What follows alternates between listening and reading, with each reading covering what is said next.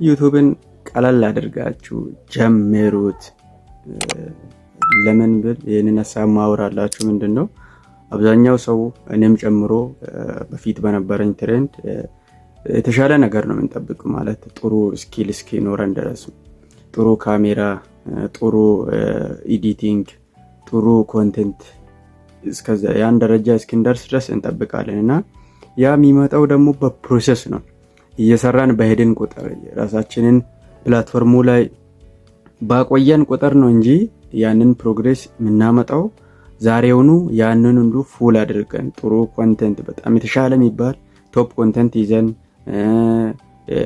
የተሻለ ኤዲቲንግ የተሻለ የካሜራ ጥራት ይዘን አይደለም የምንወጣው ዩቲዩብ ላይ። በመጀመሪያ ሲሆን ባለን ስልክ ዛሬ እጃችን ባለን ስልክ ዩቲዩብን ቀለል አድርገን መጀመር አለብን። ለምን ነገ ላይ የተሻለ ደረጃ የምንደርሰው ዛሬ ባለን ስልክ ስንጀምር ነውና እኛ ራሳችን አዳፕት እያደረግን እንሄዳለን። ፕላትፎርሙ ምንድነው የሚለው ነገር ራሳችንን ስኪላችን ዴቨሎፕ እየሆነ ይሄዳል፣ ቢቆ እየሆነን እንሄዳለንና ባላችሁ ስልክ አንድ ሐሳብ መርጣችሁ ስለ ኮንቴንት አንድ ቪዲዮ ሰርቻለሁ።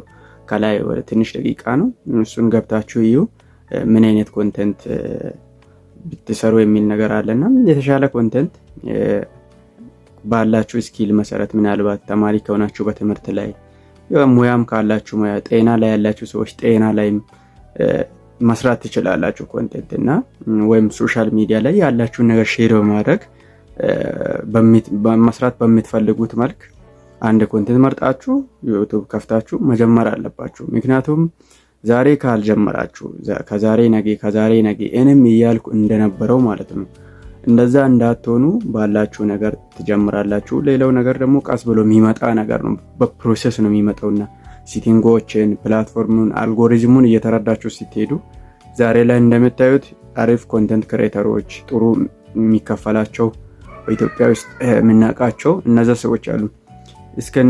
እንደነሱ ለመሆን ዛሬ መጀመር አለብን። ባላችሁ ስልክ ጀምሩት።